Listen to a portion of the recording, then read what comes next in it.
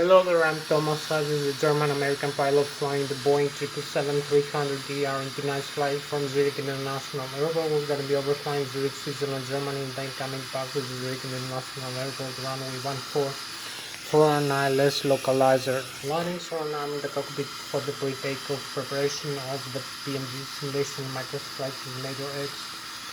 Boeing 777-300ERX. So I'm going to start showing the cockpit instrument to display the functions of the Boeing 777-300ER jet aircraft. I'm going to start with the primary flight display.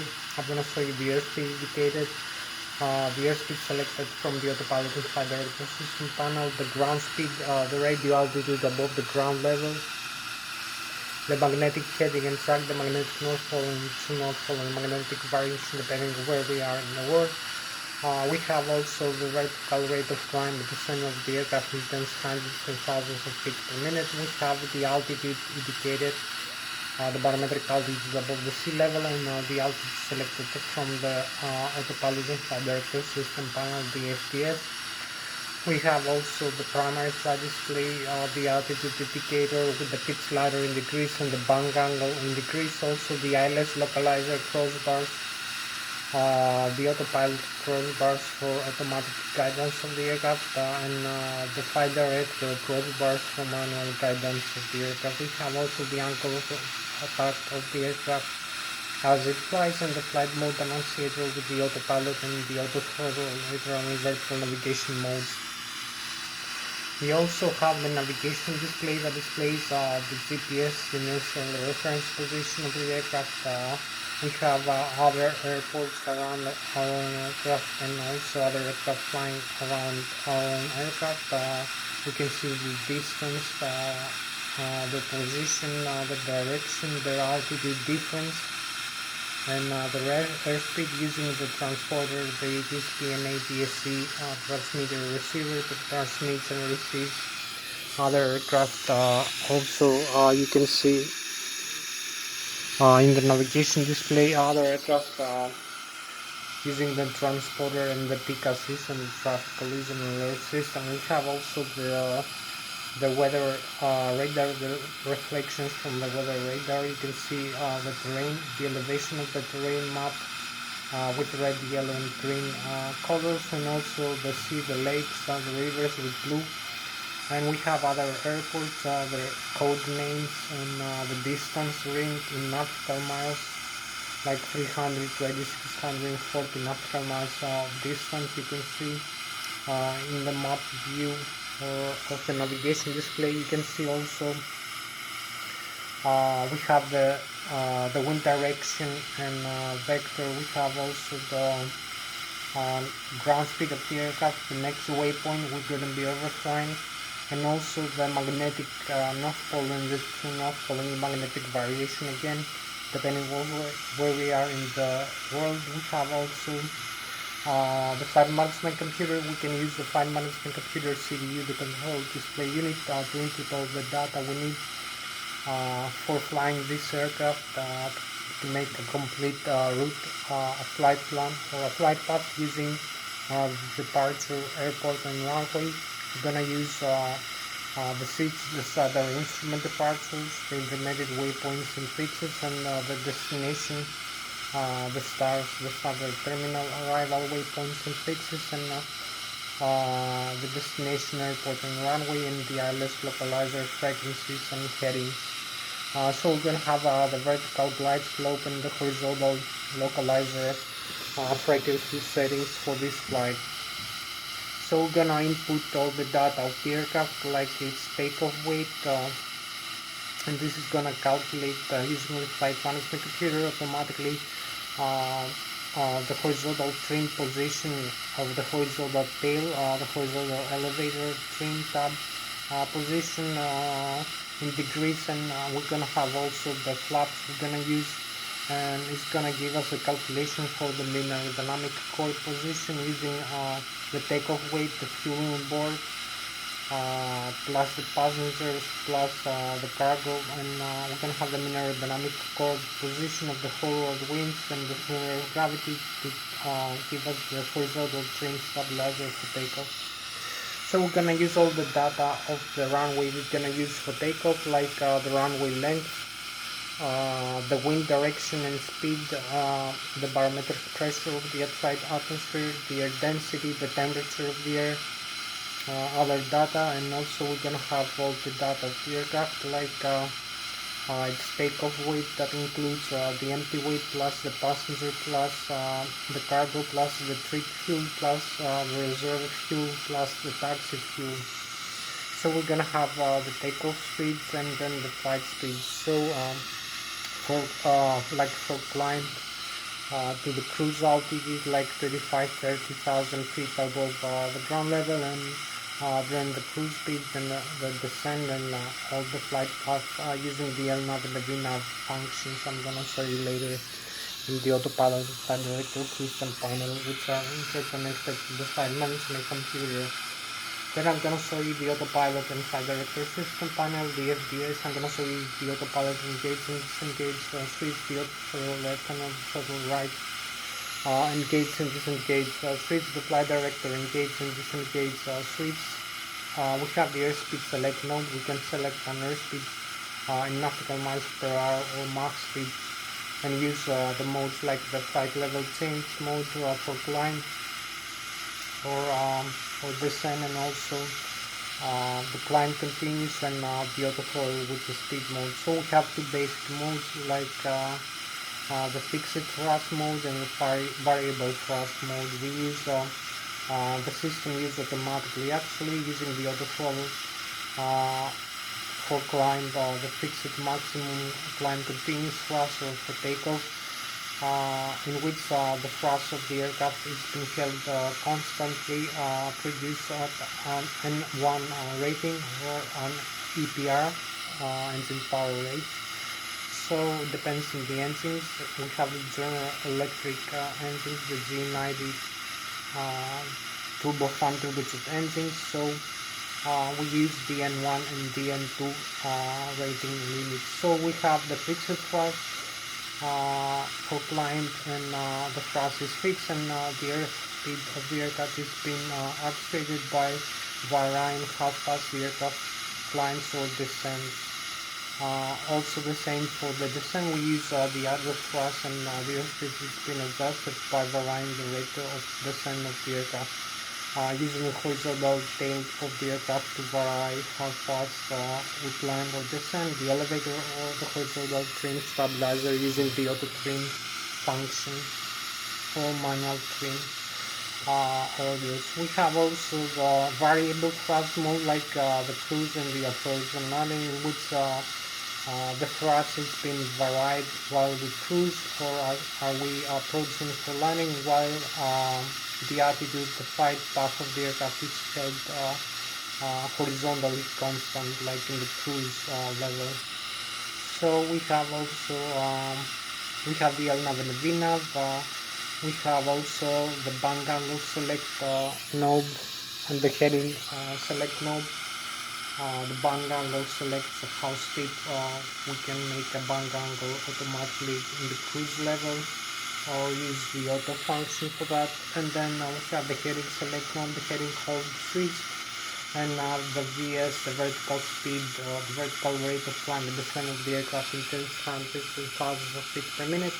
You can use the slider to increase or decrease the value of the steepness of the angle the aircraft is going to climb or descend, in a flight path angle in degrees, or in a vertical rate of climb and descent in tens, hundreds, and thousands feet per minute. So you're going to see all these things here. We have also the altitude select knob, the altitude hold switch, the word localizer for an ILS localizer approach, and the approach switch for the auto launch function of the Boeing 737-300 jet aircraft.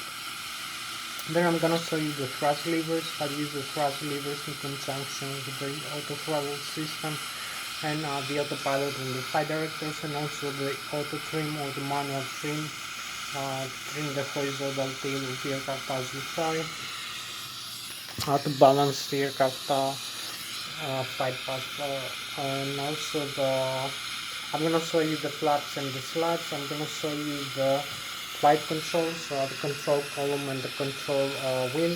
So you're gonna see here we have the control yoke of the Boeing 777. You can see here you can climb or descend using the horizontal tail up and down, or bank roll left or bank roll right using the ailerons and the spoilers, and also use the rudder pedals below there to make the vertical stabilizer, the rudder move left and right. So you can use directional control in flight, also have stability, and also you can use the nose wheel steering in the ground using the tiller wheel over here, using the nose wheel steering. So you're gonna see all these things. You're gonna see the thrust levers here, the speed brakes, the thrust levers, the auto throttle disconnect, also the flaps, which are part of the flight control system, the horizontal trim, the rudder trim, all the systems, the radio communication panel, the flight management computer, you can see here, the FMC, and the ACAS, the upper and the lower ACAS. You can see the engines or other systems, the fuel on board, the flaps, the landing gear. So you can see here the engines function. Here you can set up the flight plan of the aircraft using the flight management computer and the control display unit. So I'm gonna show you that later. I'm gonna make also an engine start demonstration. You're gonna see also the overhead panel. I'm gonna show you the left and the right engine. I received the great drive generator from the engine that produce alternate current, 120 to 200 volts alternate current, and also the backup generators, and also the APU, the auxiliary power unit that we need for starting the engines in the ground, and the batteries that produce constant direct current, 38 volts, 48 ampere hours. So we have the IDG and the APU, 120,000 kilovolts or 120,000 watts of 120 volts, 400 Hz constant frequency, three-phase alternate current. We have the electromagnetic alternators in the left and the right engine gearbox. We have also the hydraulic pumps, the left and right engine driving. The pumps also receive fresh drive air from the bleed air from the fuel and the 9 stage of the engine. You're gonna see also that. And we have the electric pumps also, electric driving pumps, and the ram air turbine. We have also the APU, the auxiliary power unit we need for starting the engines in the ground. We have the ADIRU, the air data enhancer reference unit. You can see all the air data displayed in the primary flight display, and the navigation display that includes all the airspeed over here, the barometric altitude, the magnetic heading, and track the magnetic north pole and true north pole, the GPS position, and the gyroscopic acceleration and deceleration of the aircraft. All this is being controlled by using this small switch in the overhead panel over here, the ADIRU. I'm gonna show you later. You're gonna see also the APU that I told you, the flight control computers, controllers, the hydraulics. We have also the left and right engine, the electronic engine control for the engine, the EC that controls the FIREX. The FIREX are the full authority, the electronic control computers, one installed per engine. Dual channel redundancy, one channel plays the other, takes over, controls, monitors, and displays all the engine data and functions you see in the upper and the lower ACAS engine indication controller system display. Also we have the left and the right wing, the fuel tank, the center tank, 51,000 pounds in each left and right wing, which is ballast. We can use also the cross-feed valves to balance the fuel between the two tanks, or feed one engine from the other wing tank, or if we have a failure of the fuel booster pumps in its left and right wing fuel tanks or the center tanks. We have also the blown high pressure fuel valves to the engines, which are controlled by the fuel cutout switch. I'm going to show you also this in the left and the right engine. We have the fuel jettison. We can double some fuel in flight to lose weight to make the aircraft lighter, like in emergency landing. And also we can use the wing and engine APIs, the cabin pressurization system, the left and right engine bleeder from the left and the right engine, which is used for cabin pressurization, wing and engine APIs, air conditioning and ventilation, and also for the hydraulic fluid tank pressurization, which is used for the flight controls and other systems. I'm going to show you also the APU bleeder, which we need for starting the engines in a cold and dark aircraft, the auxiliary power unit, which is located in the tail of the aircraft. So thank you very much one more time for joining me. I'm Thomas Hatsios, the British American pilot flying the Boeing 777-300ER in tonight's flight. So I'm going to start now. We have about an hour left for this video to end, so you can see also the outside of the aircraft here. You can see also the airport here where we are located. So I'm going to start with the systems of the Boeing 777. This airliner aircraft. So I'm going to start.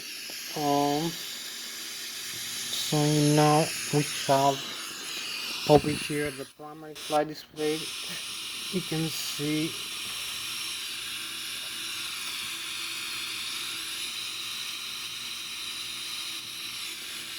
we have the primary flight display. You can see the airspeed indicated, the ground speed is 0, the airspeed selected from the autopilot and flight director system panel. This is for the flight guidance of the aircraft, so we're using the autopilot and flight director system panel. We have the radio altitude above the ground level. We have the magnetic heading and track. These modes now are used from the previous flight and are saved into the systems. Also over here are pre-selected the altitude 6,000 feet and the heading, which is the runway heading. The airspeed select 182 knots. So I'm gonna show you all these functions here. You can see all the switches on a normal.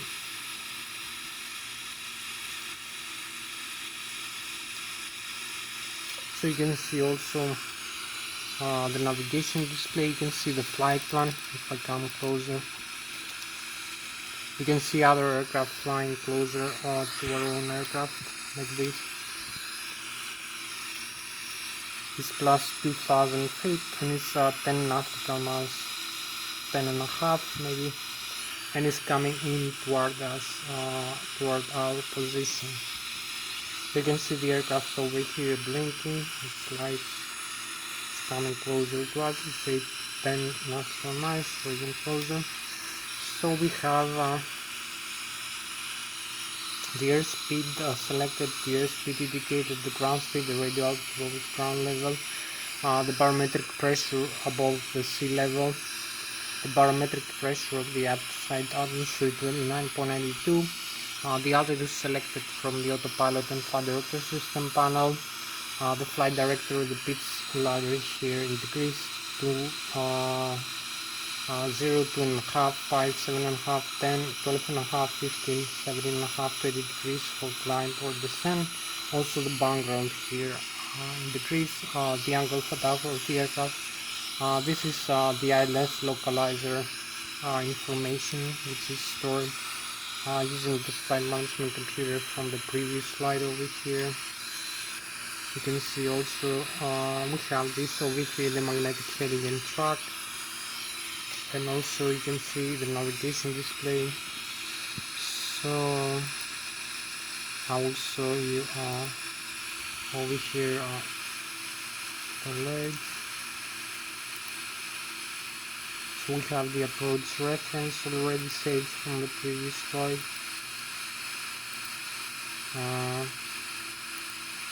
Departure arrival. So we have the legs here.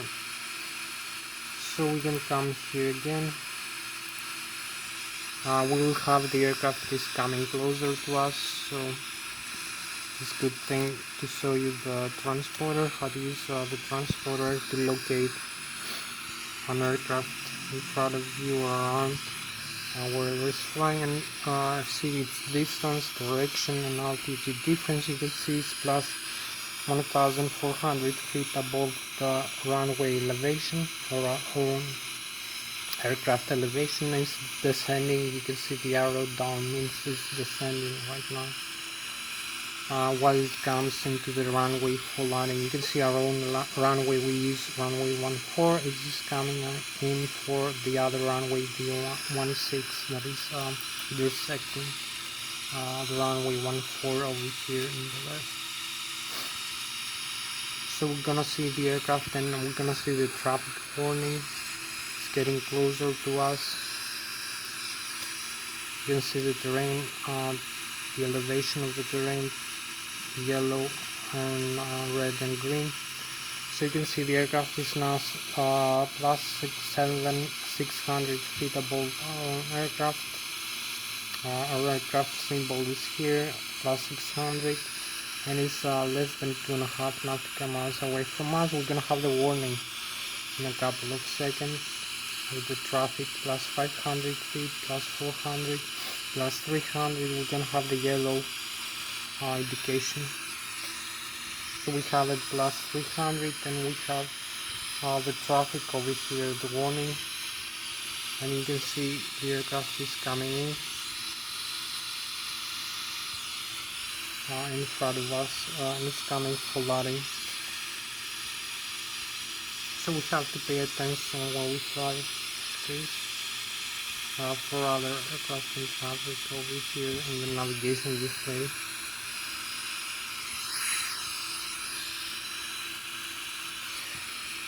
So we have also the vertical rate of climb and descent. We haven't finished with the primary flight display. You can see how fast you climb or descend your aircraft using this needle. You see it moving up when you climb or down below the altitude when you descend. We have also this diamond, it's for the Lszh localizer. I'm gonna use it later. Maybe we need to disarm this now. The warlock we don't need. So we have the auto throttle like this.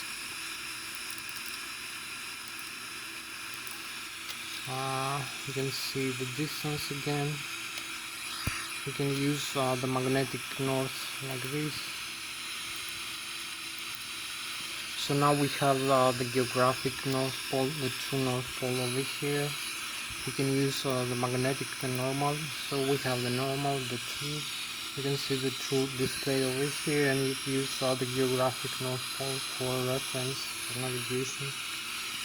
And here also for runway landing or takeoff. So we have now the magnetic. So you can see difference of a few degrees. We have the magnetic here. 133, and we can change some data. You can see we have the Switzerland here, with France here and Germany here. So we have also to load the airports like this.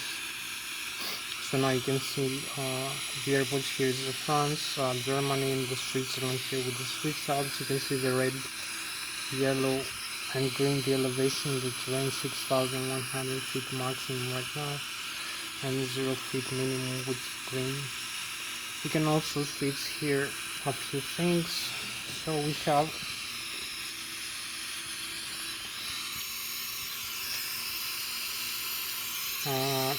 you can use this switching over here for the autopilot flight director system panel. We have the meters, we have the hectopascals like this. You can see 1013 hectopascals for the barometric pressure. We will set 39.92. Start 39.92 like this. And we can use the autopilot and flight director system panel. We have the auto throttle left off. You will see auto throttle left off. The yellow warning. Also the throttle right off, both. So we have the auto throttle right off like this. Some other warnings about the systems, also throttle, and also the flight director off like this.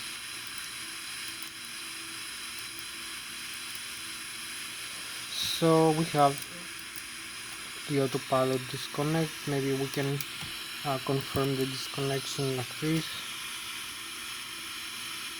Maybe we have to reset everything.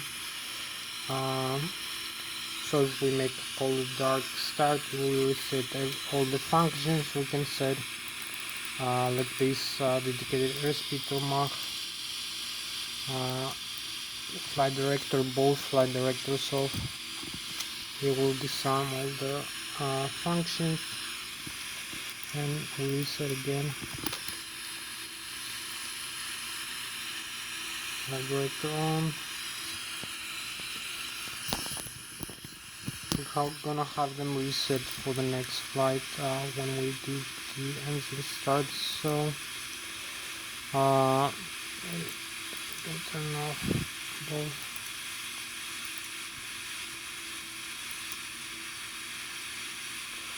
So we have the flight level change, the auto throttle.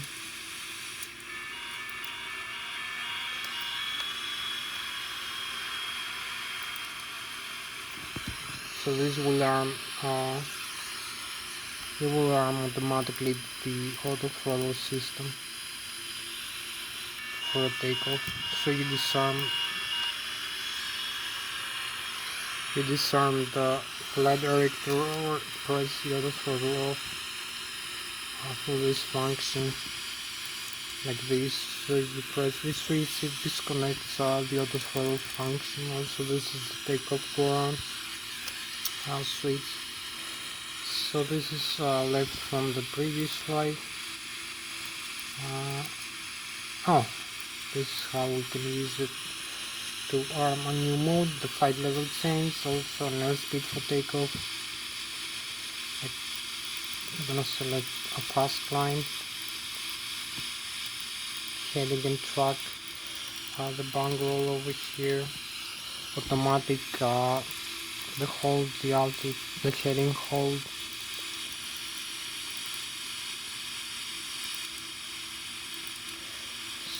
So now we can select the altitude for cruise over here, 35,300, and we have the heading track. Also this can be deselected if we press the switch. So now we have different values. We have reset the auto throttle modes. So we have the heading hold, the flight director. We still have the flight plan open over here, as you can see.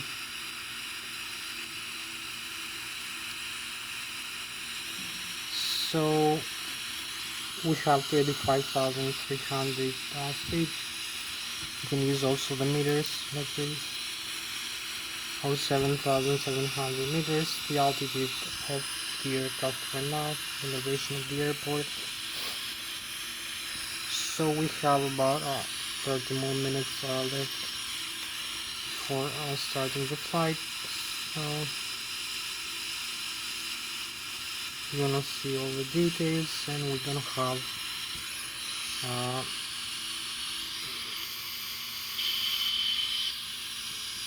over here 85,300.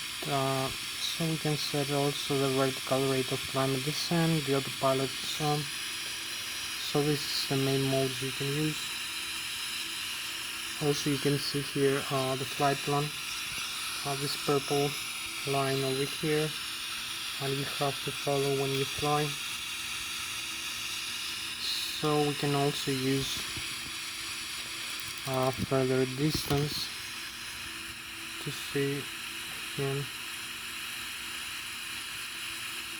So we're gonna use also one last mode, the altitude. You will see the altitude hold over here with the flight director or the autopilot on.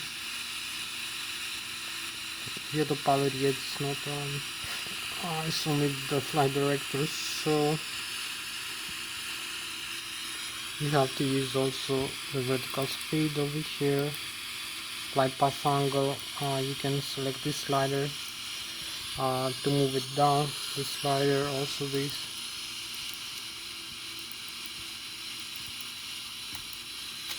and this one here.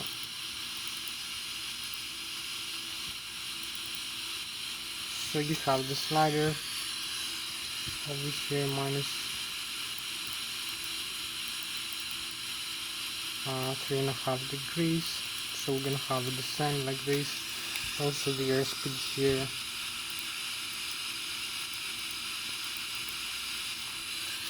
So we have all the indications now. Flight path angle, getting hold, and you can see the flight path angle arms like that. For a descent from the cruise altitude, you can have the needle here. This purple, it indicates a descent down for the aircraft. Okay, you will have also this needle moving down using this mode GFP flight path angle. So we can also maybe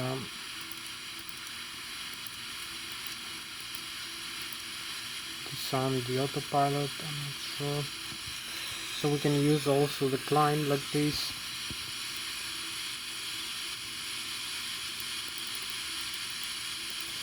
We'll see the plus 3.5 degrees. So this is how steep an angle you want to fly. So you'll have a plus now over here in the same mode just like before. The only difference is here you have this angle when you climb for this target airspeed 253 knots and this target altitude 35,300 feet. And the autopilot now is on, as you can see, is connected. So we have also the vertical speed over here. We can use descent or a climb. So you'll pay attention to the minus sign. For a descent like minus 3,500 feet per minute, you will have here the minus over here in the vertical speed indicator below the altitude. You will see the purple indication is minus 3,500 feet per minute. So you have the vertical speed now for this target airspeed and this target altitude after takeoff, and also we have the plus for climb.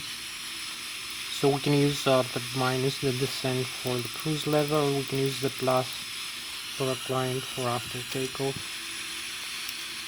Actually this is the correct. So we have to use plus 3,500 feet over here. You will see the climbs again. So again with the vertical speed, the autopilot on. So with the autopilot we have also the altitude like this, altitude and autopilot, and the flight level change speed over here. So this is all the autopilot modes you need to know for the Boeing 777-300ER. We can also use, see again another aircraft coming in. We can spot it over here. We can also see the navigation display over here is 5 nautical miles away. It is plus 2,000 feet above our own aircraft. Is descending 2,000 feet. It's gonna be 1,100. It's crossing the 5 nautical miles distance over here in front of you. So it's coming closer and closer. We can see a couple more things. We can see the autopilot disconnect like this. So we use the autopilot over here and we can press out the switch to this one connected. You will see the warning and the red warning over here. Autopilot is disconnected in the upper ACAS. So we reset everything again. The autopilot is on. You can see the aircraft is coming in. So maybe we have to pay attention for a minute or two until the aircraft is gonna cross. So we can use this switch over here to disconnect the autopilot. You will see again the warning.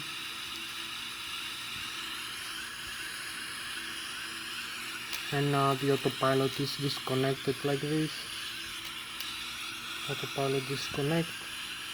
and we press one more time this switch here and to confirm the disconnect action. So we see the aircraft is coming in the navigation display. So this is all the pre-takeoff checks. We are having this aircraft 400 feet above our aircraft, above the altitude of the runway. Now we have the yellow plus 300 over here. It's coming in, and we have the traffic warning. So it's just in front of you when you see the traffic warning and the plus 300. So we have it here for landing. So you can see still here the traffic warnings here, and you can see the spot where the aircraft is. So you can see we use the weather radar over here that has also the terrain reflections and the transponder for locating other aircraft.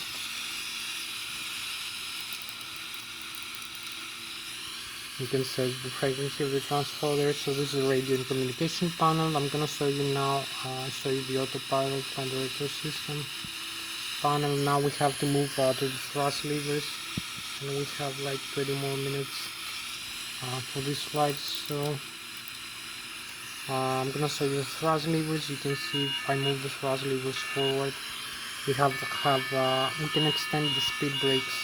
The speed brakes are for slowing down the aircraft. We can extend them when the thrust levers are idle. When we move the thrust levers forward, the speed brakes over here retracts automatically. So it's a good feature of the Boeing 777 or any Boeing aircraft. We have also the flaps lever.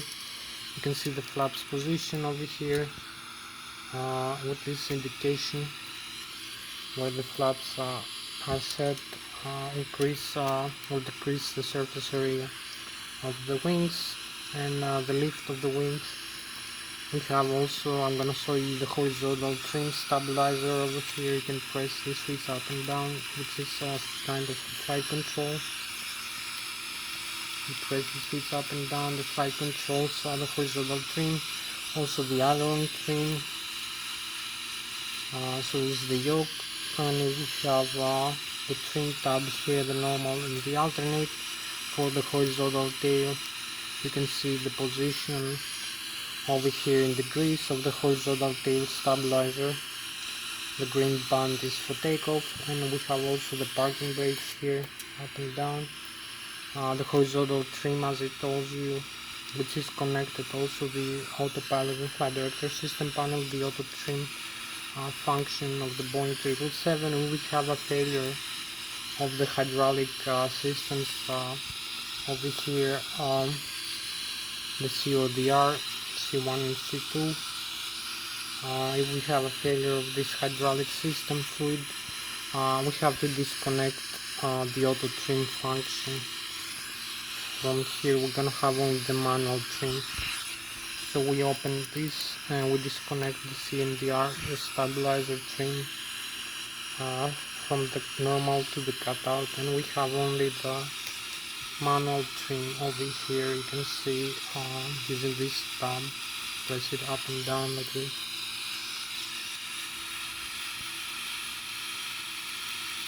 So this is how to disconnect. This is the autopilot disconnect switch.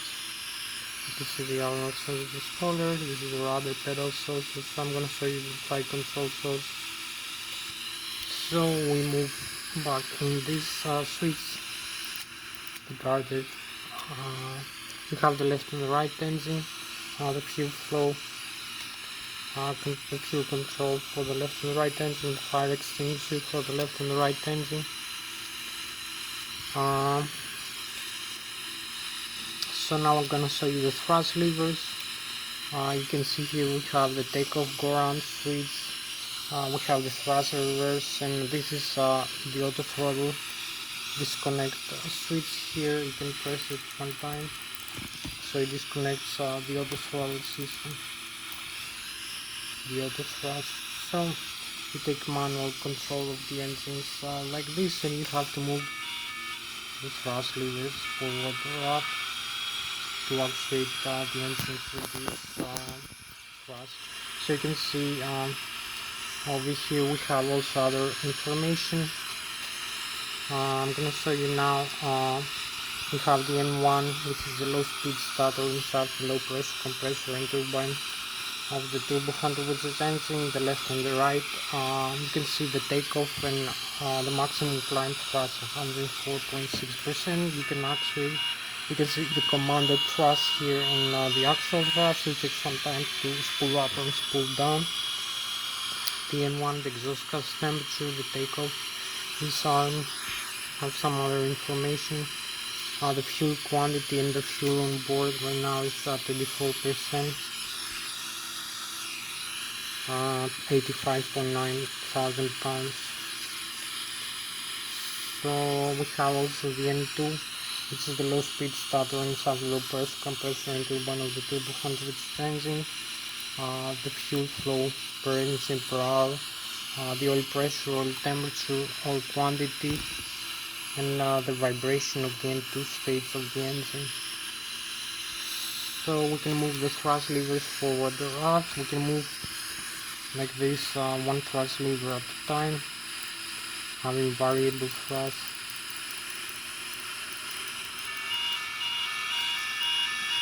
You will see the right engine forward, you have more thrust in the right engine and now thrust in the left. So we move both together. We can do the same thing for the other side engine also.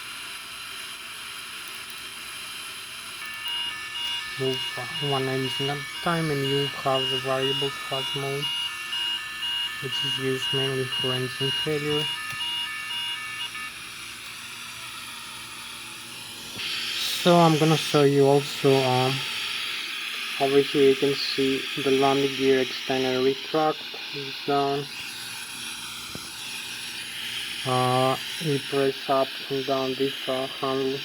You see the retract and the extend of the alternate landing gear, the wings of the aircraft, the terrain override, the gear overrides, some ground proximity warnings, the auto brakes and the flaps extend and retract limits. So you have also the auto brake system, maximum auto or rejected takeoff, 1, 2.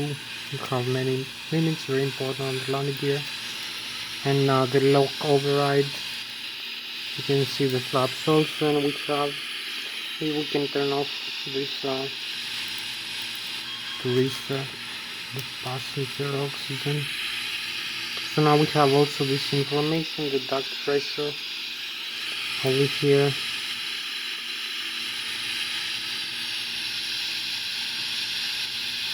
And we open the outflow valves.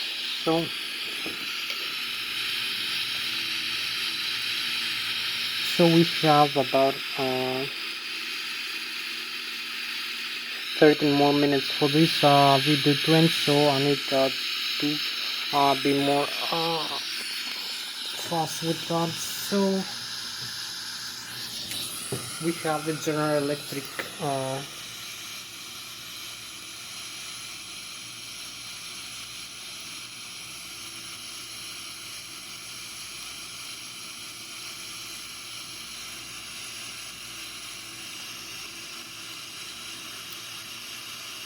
So for this flight we have the General Electric 90 Turbo 100, which is engines installed in aircraft, one in the left wing, one in the right wing, for symmetrical thrust and redundancy. They are turbojet engines and they produce a lot of thrust. It contains a gearbox with an IDG, the hydraulic fluid also with pressurization, the bleed air from the 5th and the 9th stage, and also the FADECs. The FADECs are installed in the gearbox. The dual channel redundancy, the protocol is electronic control computer, so one channel fails, dual engine, dual channel redundancy, one channel fails, the other takes over. Control modules displays all the functions using the upper and lower ACAS, like the N1, which is the low speed starter and start the low pressure compressor and turbine of the turbo temperature engine, the exhaust gas temperature engine, the N2, which is the high speed starter and start high pressure compressor and turbine of the turbo temperature engine. a fuel flow per inch per hour in thousands of pounds or thousands of kilograms. The oil pressure, oil quantity, oil temperature, and the vibration of the M2 stage of the engine. We have also the thrust lever's position. We have the fuel measuring unit. We have the bleeder from the 5th and the 9th stage. The pressure inside the engines and the fuel mixture. So the FADEX also the engine start, engine shutdown, engine failure. We have many functions. We learn high pressure fuel valves. So if we have an overpressure inside the engine, they can open the outflow valves into a higher setting, the 15 stage, to relieve the overpressure from inside the engine. We have an underpressure, we can close it to increase the engine pressure. Also, if we climb from the cruise level, from the sea level, like 0 feet above the sea level, up to the 30, 30 or 40,000 feet above the sea level, we have the air density, air pressure, and oxygen level of the atmosphere is about half or less than that of the sea level. Also, the temperature of the air is freezing, like -30, -30, -40 degrees or even lower. And the aircraft is flying with an air speed rate of like 2 or 3 times that of the sea level. So we need a different fuel mixture request every second, because also the flow of the airstream from the front fan into the jet turbine compressor and fuel mixture chamber is also higher. So if we climb from the sea level to the cruise level, or vice versa, if we descend, we need to actuate the fuel mixture manually. So this is done automatically using the FADEX. So it's a good thing to have the FADEX installed into your engine. So I'm gonna show you now the principles of flight. If we have some time, I'm gonna talk to you about aerospace and aeronautical engineering. We have only 9 minutes to start the flight. So we have 254,000 kilograms of takeoff weight, which is below the maximum takeoff weight of 581,000 pounds, about 30%, 24% of fuel on board, and about 30,000 kilograms of passenger cargo on board. For this runway, we're gonna use 15 degrees of flaps and 4.25 degrees of horizontal trim stabilizer to take us. So I'm gonna show you some things about the aerospace engineering and the aeronautical engineering principles, about Newton's first, second, and third law of kinematics of motion, and about the Bernoulli theory of fluids. If we have some time, but I believe we have to proceed with the takeoff. Only I have time to show you the flight controls here. So I cannot make the explanation, but I can only show you the flight controls. So you can see I'm using this side stick here for controlling the flight controls of the Boeing 777-300. So you can see the side stick here I'm using for climb and for descent, for controlling the yoke, the control column of the horizontal tail of the aircraft, and also the ailerons and the spoilers for left and right bang rolls. You can use simultaneously, and also the rudder pedals for left and right turns and balancing the aircraft. So we can also use the horizontal trim stabilizer like this, and the engine thrust up and down. You can move the thrust levers like this forward and aft, while controlling also the aircraft flight path. So you can see both flight controls wheels, flight control yokes, control wheels, and control columns are moving simultaneously. So we have a proportional side stick deflection to the flight controls deflection. Now I'm going to show you the upside view also for doing the same thing. And then we're gonna come for, you can see here the flight controls. and the side stick I use like this. So you can make bungles left and right. Also climb and descend using the horizontal tail, and also the rudder pedals like this. So this is all the flight controls functions, and I'm gonna show you how to use the overhead panel and how to make the engine start demonstration, then the flight. So we're gonna start here again from inside the cockpit. So I'm gonna have to show you that. Over here the overhead panel, we have a couple more seconds for this, couple more minutes actually. So you can see this view also.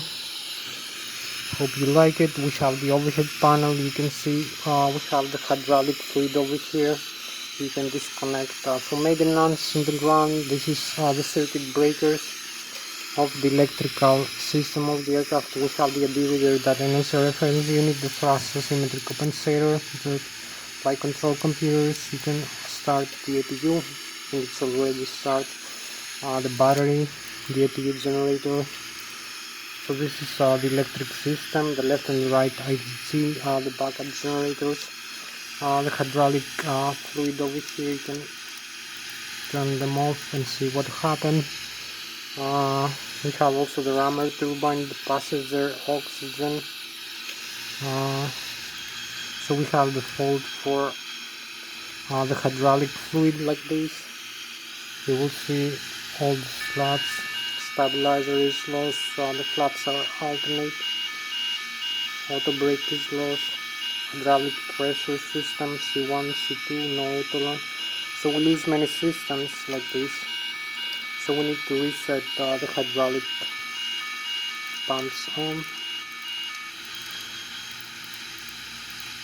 then to the auto position. This is the lighting system, the windshield wiper left and right, the electronic engine control for the engine, the fire extinguishers, the auto start, on and off. We can dump some fuel like this if like, to make the aircraft lose some weight. The sender fuel tanks and the fuel booster pump, the left wing, right wing, they're empty. So you can see the crossfeed also. Valves, the wing and engine RDIs like this. And we have the cabin pressurization, manual or automatic, climb and descent. And this is the bleeder you can see from the APU and also from. So this is the main components. We need to start the engines like this, and we have the systems, the flight management computer, the display, the menu like this. So we have the display, the engines, the status. You can see the APU is running, the hydraulic fluid, the oxygen level, the checklist, the normal menu, the non-normal menu, communications, navigation, synoptics, the doors are closed, the cabin can be pressurized, the landing gear, you can see the temperature of the brakes and the pressure of the tires. The electric system, you can see the left and right engine, hydraulic, the left and right engine IDC, the electrical system diagram, also the voltage of the battery, charge and discharge, the hydraulic here, diagram, left engine, right engine, hydraulic fluid, and where the hydraulic fluid goes. 3000 psi system is working, the fuel on board, left engine, right engine, left wing, right wing, center tank, and the crossfeed valve, low pressure view valves, and the total fuel on board. The APU is fed from the left wing, and the minimum fuel temperature. The air system, the left and the right wing, and the APU. This is the pressurizer we use for hydraulic fluid pressurization, wing and engine RDIs, air conditioning and ventilation. You see the air pressure is increasing, and this is the flight controls. We can move around like this.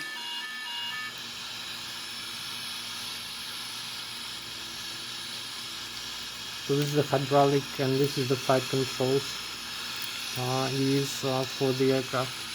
So we'll go back into the modes of the engine. Maybe we need to make an engine start demonstration and fly the aircraft very fast. So we need to turn off both engines.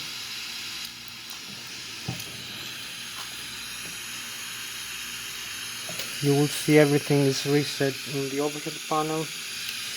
Also we have the engine auto start left and right, and the engine shut down. The message in the engine is weighing out. We have no engine power like this. Also no fuel flow is zero, and so you can see here the turbines are correct, are starting moving again the right and the left. We have the pressurizer from the APU, but we have no fuel flow. So we need to start the fuel flow very quickly, very fast. So you will see the fuel flow increase like this from zero over here, and we have both right and left wing fuel tanks ready for takeoff. So we need only one last thing. Set up the flight management computer. It's already set, I believe. For the flight we have the legs, the reserves, the fuel, zero fuel, reserves 5%, cruising altitude 35,000, the route. So we are okay with that. The legs, departure, and arrival.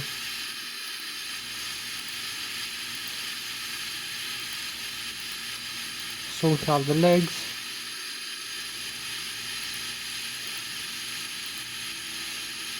and now the takeoff speed.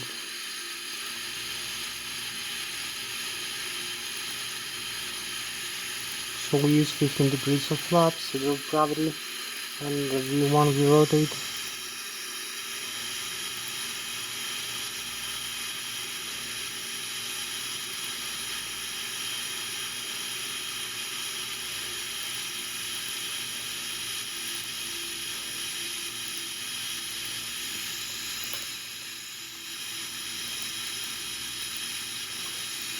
$35,300 feet, and the cost index 100%, and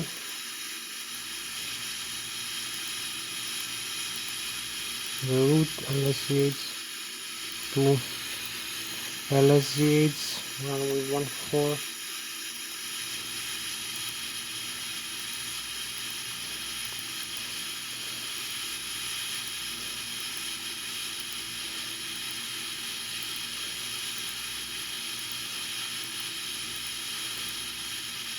So we cancel the discoordinate, activate and execute. We have 15 degrees of flaps, center of gravity, and the takeoff speed. So we are ready for takeoff like this. We only need to taxi into the runway very fast.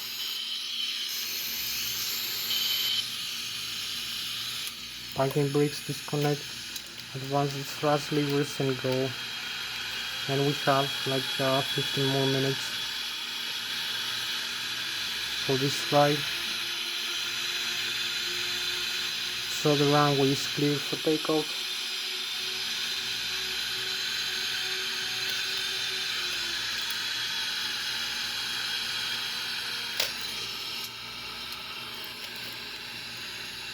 We have taken the runway clearance for takeoff already.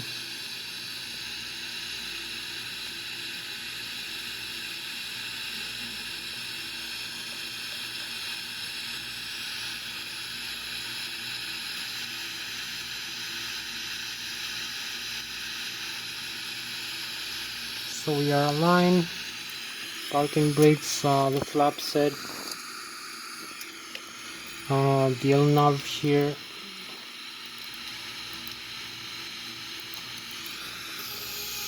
So here where we are, we're gonna take off now.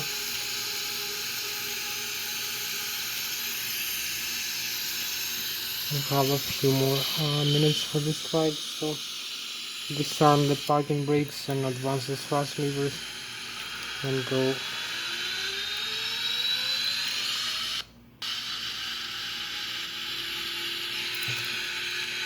So we need to align using the rudder pedals. So we have 100 knots, V1, we rotate, very fast takeoff, we rotate, positive climb, and we have the positive climb and retract the landing gear. So this is gonna be a fast takeoff, and we have 13 minutes left for this flight. So we keep climbing. We are the pitch altitude 30 degrees like this. You can see the airspeed at 2,500 feet above the ground level, 4,300 feet, 500 above the sea level, 6,000 feet per minute. The airspeed 198 knots.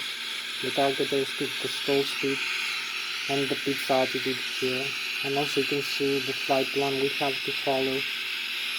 So this is the climb for the aircraft.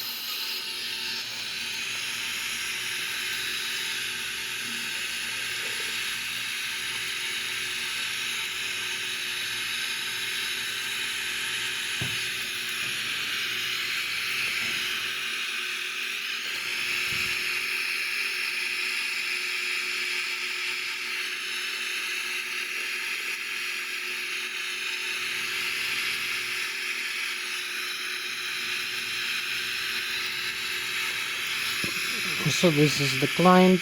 You can see the stall speed here, the warning we have to avoid stalling the aircraft as we climb.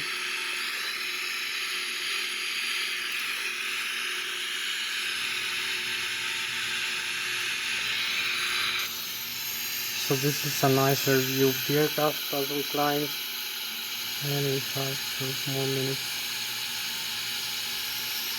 We have this beautiful view. We fly with about 600 kilometers an hour or 250 meters per second. Right now is flight speed. You can see also the galaxy, the star sign, and we have this beautiful view from this beautiful aircraft flying with almost 250 meters per second or even higher. I'm gonna fly like this, faster. Now we need those to make a turn here.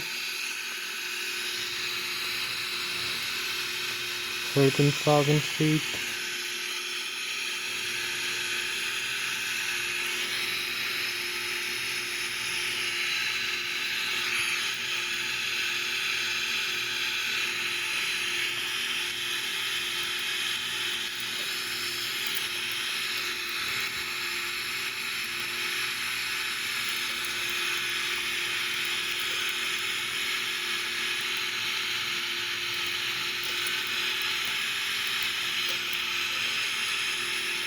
So we are here.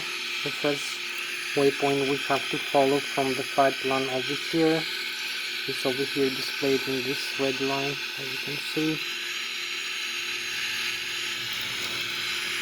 And we are 16,000 feet.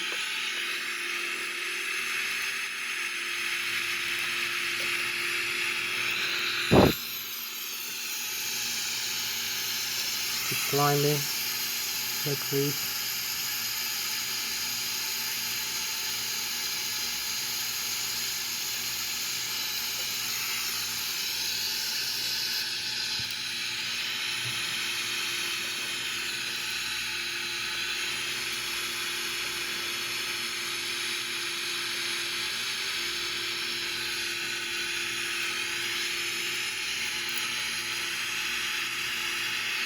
So we have the next waypoint now. We have to follow. You can see the autopilot and the thrust from the engines, all the functions.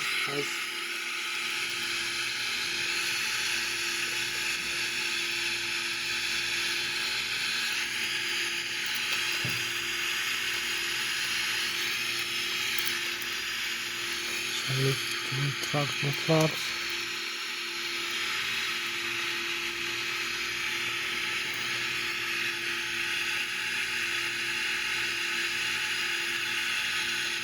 So we have the Germany in front of you, the Bayern Munich, and also the France on this side, and the Switzerland on the other side. So we keep flying.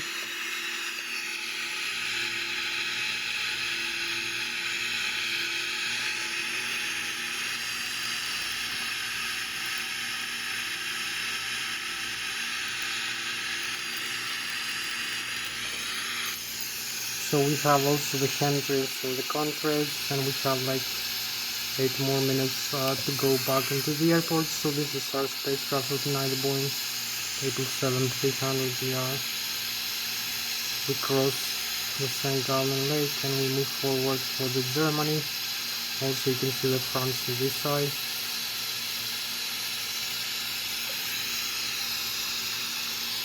So this is our beautiful Boeing 777-300ER aircraft, this beautiful jetliner. So we cross with almost 300 meters per second, or 900 kilometers an hour. So very fast. We have only 8 minutes left for this video to end, because I'm limited in time of the record. We need to start steering back, and also we have the cruise altitude. We need to increase the airspeed now.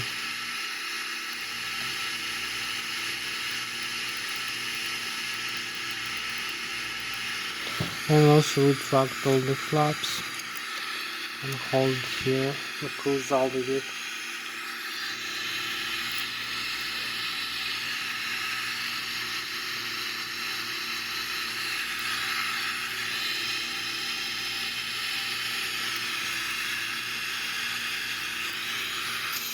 So we have the cruise level 35,600 feet right now. We cross the Germany here. We have the frozen vapors, the handrails and the contrails, as you can see, and we fly with almost 900 kilometers an hour, or 300 meters per second, 980 maybe kilometers per hour. So we have 6 more minutes left. For this flight we need to start descent very fast.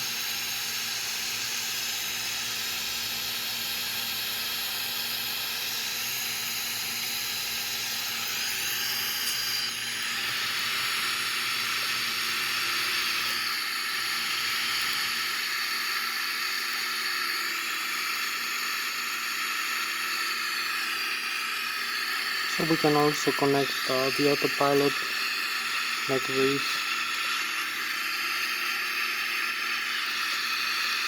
and also select the lower altitude for descent.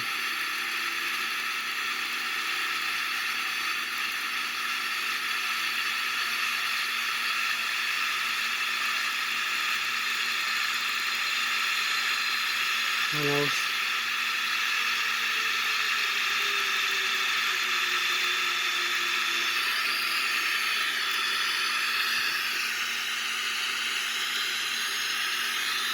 select the speed brakes also. So here with the fan.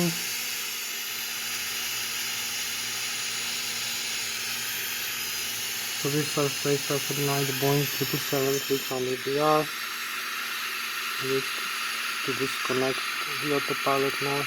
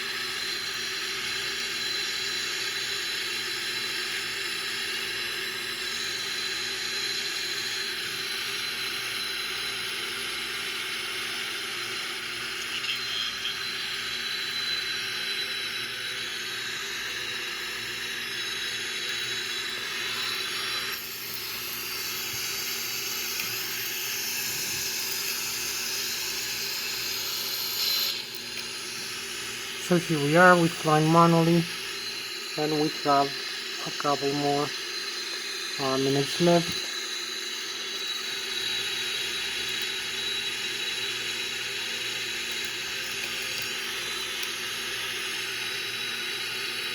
We have 1 minute and 50 seconds left.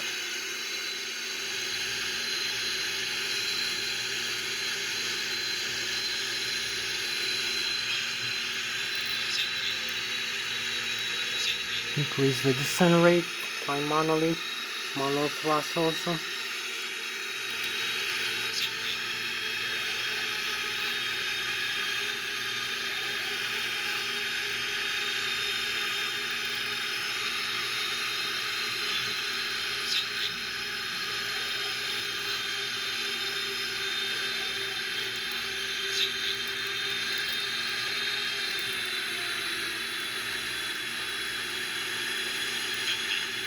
$50, ready, 10.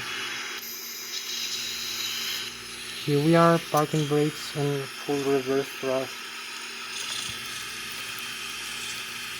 Full reverse.